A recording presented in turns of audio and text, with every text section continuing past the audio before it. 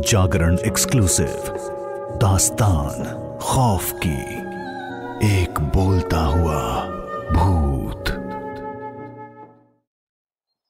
हर सुबह की तरह गोमती लोगों के घरों में झाड़ू पोछा लगाने के लिए निकल गई। एक दो घरों का काम करने के बाद वो सुधीर और भारती के घर पहुंची, लेकिन हमेशा एक बार की डोरबेल की आवाज पर खुलने वाला दरवाजा आज कई बार घंटी बजने के बाद भी जब नहीं खुला तो वो वापस जाने लगी। अचानक उसका दिमाग चला। उसने भारती को फोन किया। उसे भारती के मोबाइल की रिंग बजने की आवाज साफ सुनाई दे रही थी, मगर जब फोन नहीं उठा तो वो वापस घर आ गई। घर पहुंचते ही उसके 15 साल के बेटे कबीर ने पूछा, मम्मी, भारती आंटी ने पैसे दे दिए? आपको याद है ना, आज स्कूल की फीस देनी है। गोमती बोली, बेटा पता नहीं, आज इतने सालों में पहली बार ऐसा हुआ कि भारती मैडम ने घर का दरवाजा नहीं खोला। अब कल जाऊंगी तो पैसे ले आऊंगी। अगले दिन सुबह जब वो घर से निकली तो इस बार सुधीर के घर सबसे पहले पहुंच गई। उसे घर के बाहर दरवाजे पर भारती कुछ डरी सहमी सी खड़ी दिखाई दी। गोमती को देखते ही भारती दरवाजा लगाने लगी, लेकिन वो तेजी से कदम बढ़ाते हुए भारती के पास पहुंच गई। बोली, मेम साहब, कल मैंने आपके घर की कॉल बेल बहुत बार बजाई, फोन भी लगाया, घंटी बजती रही, लेकिन आपने फोन ही नहीं उठाया। भारती बोली, हाँ, वो कल हम लोग देर से सोकर उठे थे, इसलिए फोन नहीं उठा पाई। गोमती बोली, कोई बात नहीं मेम साहब, आज मैं आपके यहां पहले झाड़ू पोछा करके मस्त चकाचक कर देती हूं, फिर आप मुझे महीने का पैसा दे देना। इतना बोल के गोमती भारती के घर के अंदर आकर झाड़ू हाथ में उठा लेती है। भारती कहती है, तुम पैसे भले ले जाओ, लेकिन आज सफाई रहने दो। गोमती बोली, ऐसे कैसे मेम साहब, कल मैं 3 दिन के लिए अपने मायके जा रही हूं, इतना गंदा घर अच्छा थोड़े ना लगता है। वैसे साहब कहां है? भारती कहती है, वो बाथरूम में है, नहा रहे हैं।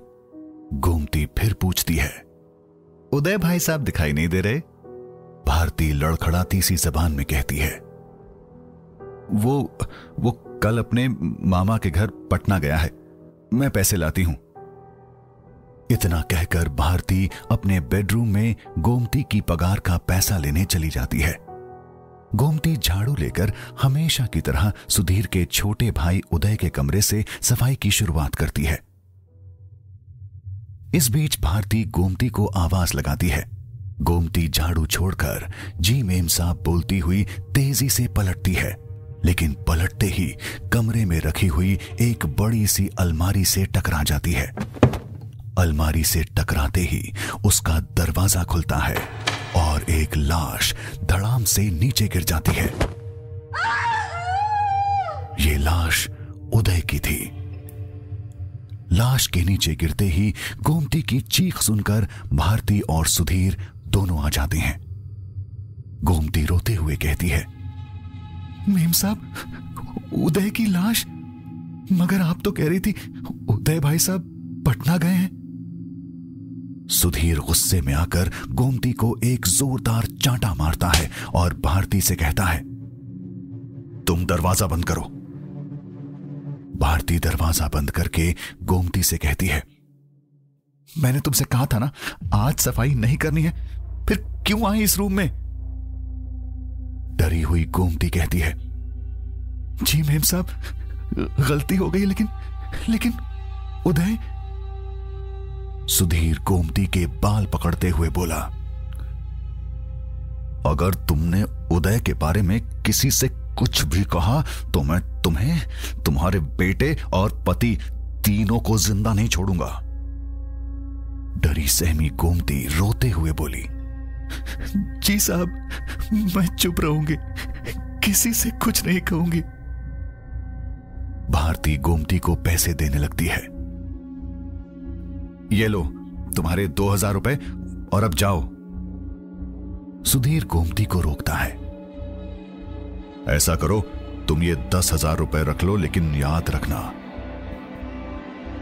गोमती कहती है, जी साहब, मैं समझ गई, मैं बिल्कुल चुप रहूंगी। इसके बाद गोमती तेजी से कदम बढ़ाते हुए घर के बाहर निकल जाती है। घर पहुंचकर सोचती है कि कम से कम अपने पति को इस हादसे के बारे में सच सच बता दे। मगर जब उसे बार बार सुधीर की जान लेने की धमकी याद आती है तो फिर उसकी मुंह खोलने की हिम्मत नहीं होती। दूसरे दिन वो मायके चली जाती है। 3 दिन बाद जब वापस आती है तो वो कुछ दिनों तक किसी के भी घर काम पर नहीं जाती। गुमसुम सी गोमती की आंखों के सामने बार बार उदय की लाश उसे नजर आती है।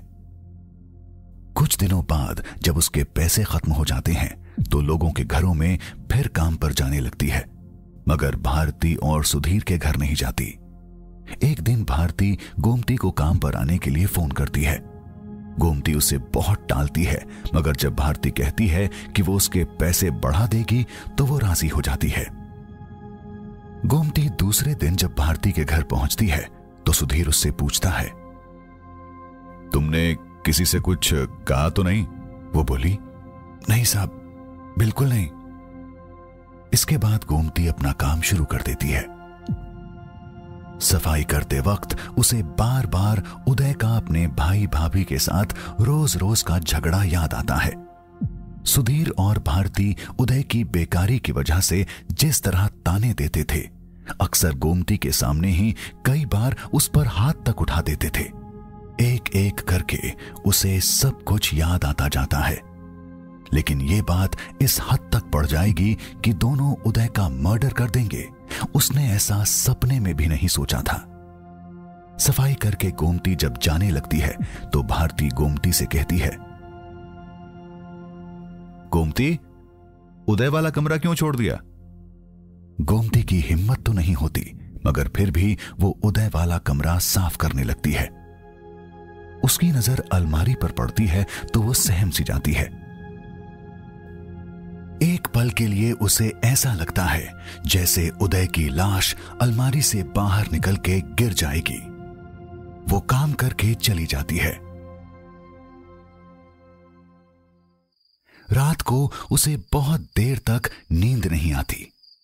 उसे बार बार उदय का चेहरा अपनी आंखों के सामने घूमता नजर आता है। अगली सुबह वो भारती के घर पहुंचकर सफाई के काम में लग जाती है। उदय के कमरे में झाड़ू लगाते समय अचानक उसे ऐसा लगता है जैसे अलमारी का दरवाजा एक डरावनी सी आवाज करता हुआ खुल गया हो। वो पलट के देखती है तो दरवाजा बंद था। वो डर के मारे कमरे से भागती हुई जब बाहर निकलती है तो एक पल के लिए उदय उसे अपने सामने खड़ा नजर आता है। वो भारती से कहती है, मेम साहब, मुझे ऐसा लगा जैसे उदय भाई साहब अभी भी इस घर में है।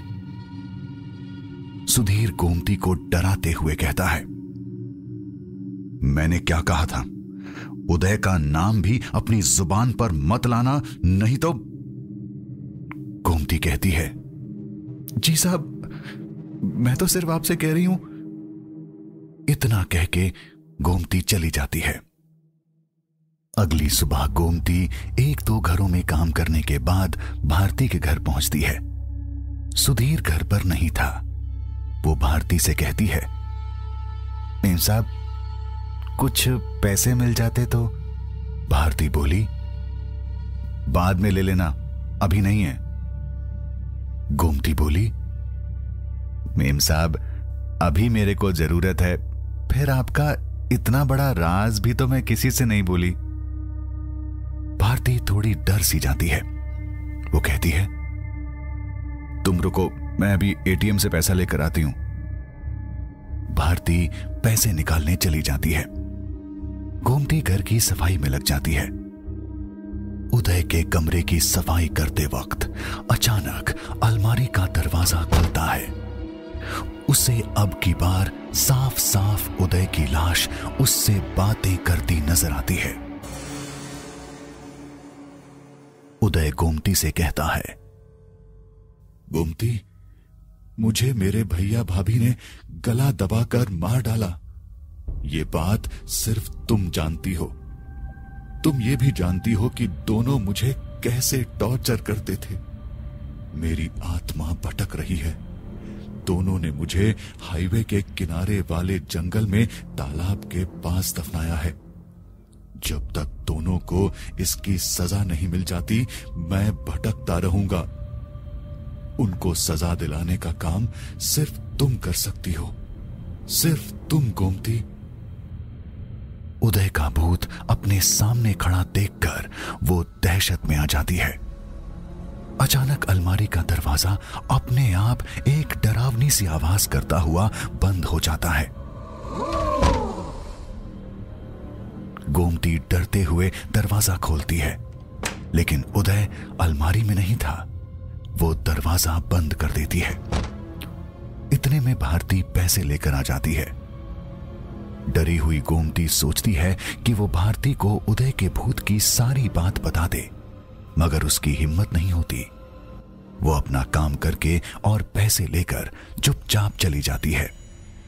रास्ते में उसे उदय की बातें अपने कानों में बार बार गूंजती हुई सुनाई देती हैं।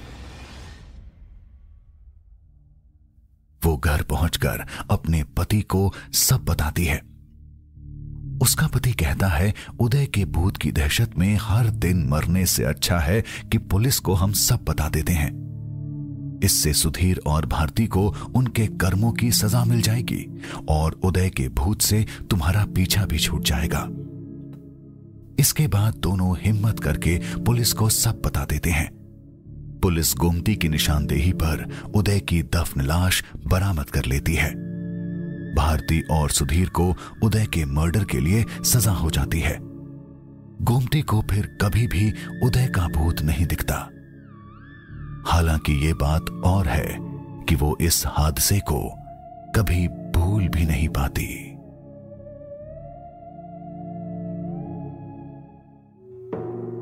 एक बोलता हुआ भूत।